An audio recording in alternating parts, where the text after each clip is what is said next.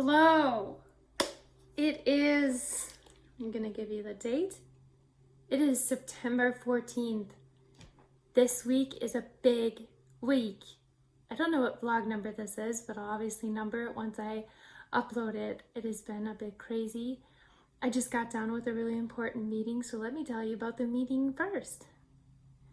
The meeting was not really planned. It just sort of popped up from an Instagram post. I've been tagging a couple Instagram things, but I came across this amazing Instagram organization, nonprofit organization, and I'm gonna pull it up on my thing here. They're called Mast Hope.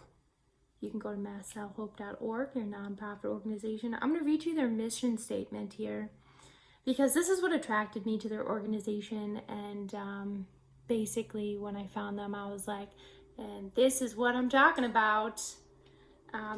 Obviously I have mast cell activation syndrome, so when they came, I apologize if you can hear this lawnmower going by. This is what attracted me to them, because they are definitely on the same train as I am when bringing awareness up about mast cell activation syndrome. So this is their mission statement. The mission of Mast Cell Hope is to advance research to find new treatments and ultimately cure for mast cell diseases, and to educate care providers on treating mast cell diseases. We will advance frontline research into exploration of new ideas underlying the root cause of mast cell diseases.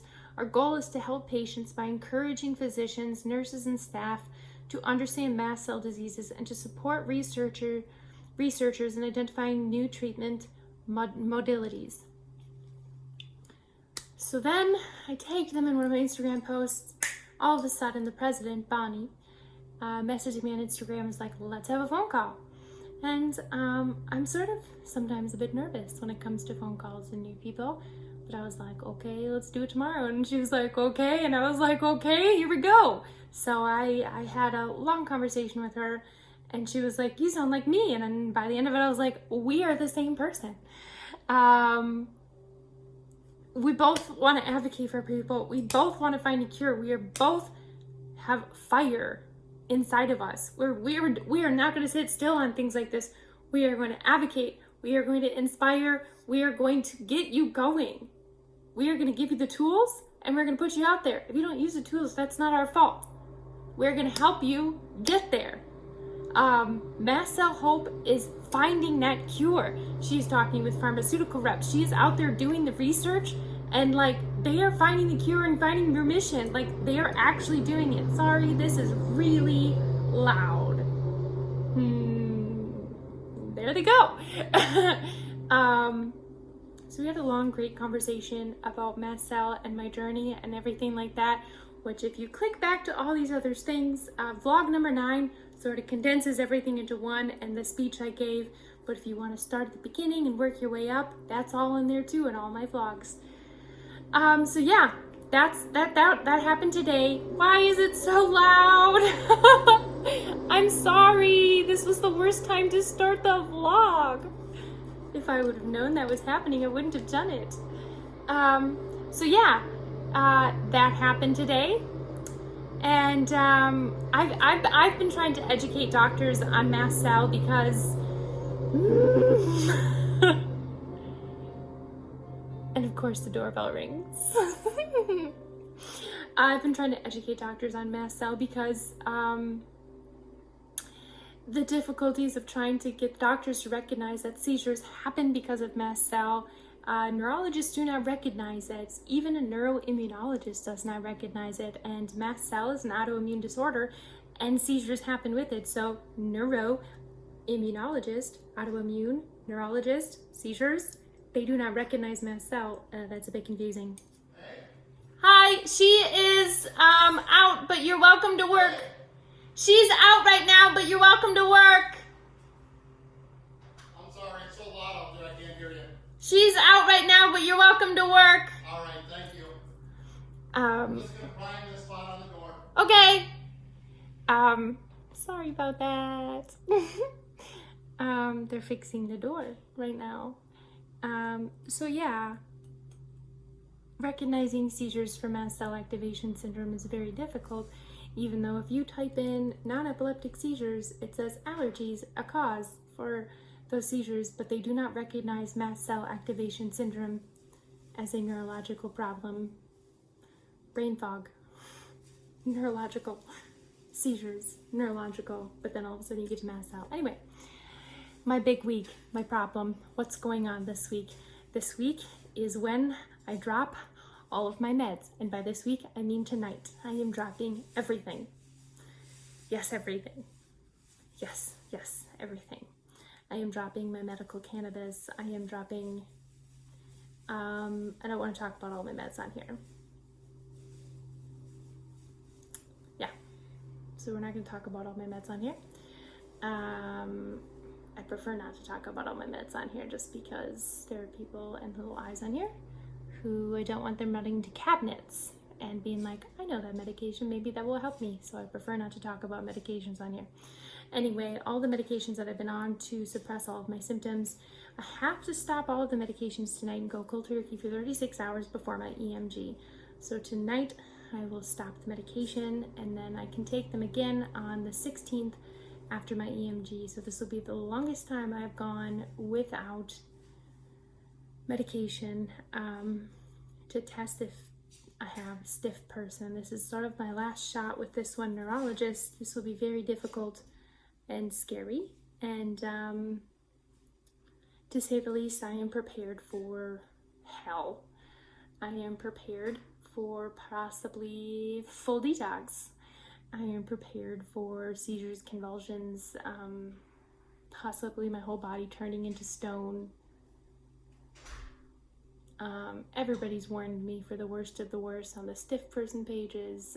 On TikTok, everyone's like, oh, why aren't you going to be in a medical facility when this is happening? Which I'm questioning that as well. So tonight, I will not take my meds. My doctor actually told me to do it the day before. I'm going a little bit longer. Please, anybody who's watching, do not listen to any of this advice. This is on my decision. I am not a doctor. Here is my reasoning behind this. So my doctor is not specialized in stiff person.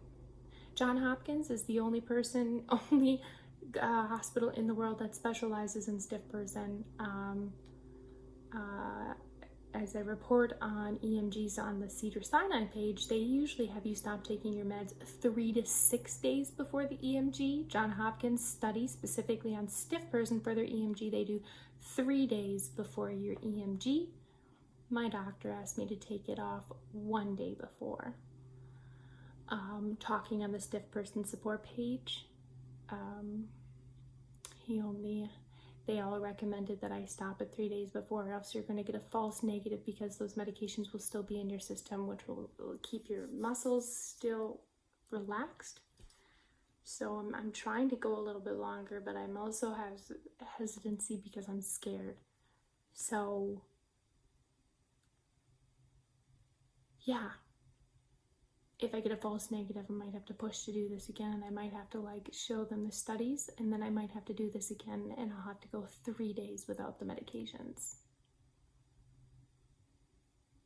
So if I get the negative, I'll be like, well, this is your fault then. Let me show you the studies that I tried to tell you. I've sent him messages saying, why are we not doing the 3-day protocol that Johns Hopkins does, or Cedars-Sinai? Yeah. So I'm nervous and frustrated that he's not following protocols that the only place in the world that studies this disorder, that he's not following. I've been studying this disorder now for quite a while. I'm not saying that I'm a scientist nor a doctor, but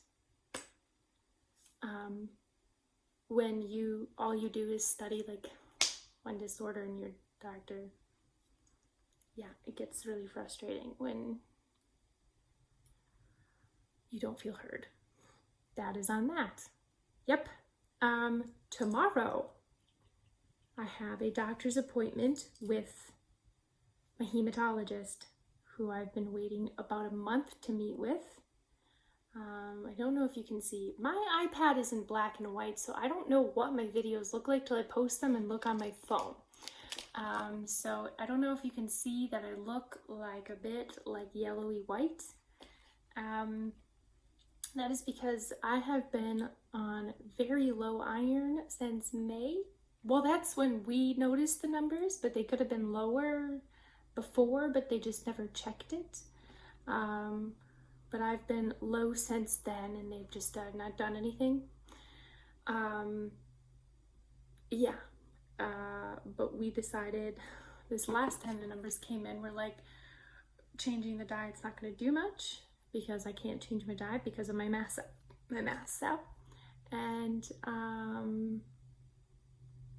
then tablets were brought up, and then we talked to a doctor about that, and tablets make you very constipated, and I don't need to be constipated on top of having my spasms and not being mobile, and that being not mobile and not being able to move, having spasms, adding that problem on top of everything else, on top of that does not affect the numbers for months. On top of this, iron problem could be causing more spasms. So we opted into getting infusions. So the doctor could deny us infusions tomorrow. We don't know. We don't know his plan. I'm trying to figure out if this is a virtual appointment or not. I'm pretty sure it's a virtual appointment. But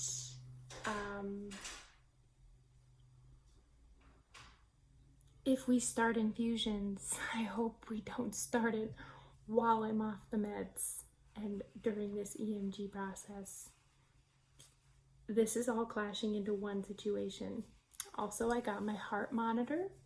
Currently wearing that, so I have to take the heart monitor off for the EMG, hopefully when this infusion thing doesn't start. This is all clashing into one. Let me show you my beautiful heart monitor without showing you too much. Here we go. It's a little patch like this. Yes, sir. Yes, sir. It's the MCOT, M-C-O-T. And it comes with a little Samsung phone. Here we go. That was really Minnesota. Click the little button. I don't have a symptom, so I'm not going to click the button and show you. I don't want to falsify a document. Yeah, so if I was having a symptom, I would click this little button, and then a thing would come up and it would say lightheaded, dizzy, fainted, heart racing. It's like a little list right here. You can click as many as you want. Then you click next, and it says activity, resting, light, hard, medium, light, hard. Like, what's your activity level? You click next, and then you click OK, and it sends it to your doctor, and it's in real time. If the symptom's bad enough, they'll call you and be like, yo, you need to go to the hospital. There's a message box right here. And it says, thank you, your ECG is now being monitored. Right there. You can see the little option thing right here. It says monitoring options, send ECG test, cell connection test, help videos. And as you can see, it has my name on it. You can see right here, the battery that's on my chest right now, how much battery's left, and the monitor. This is the monitor. How much battery's left. So you just charge that like a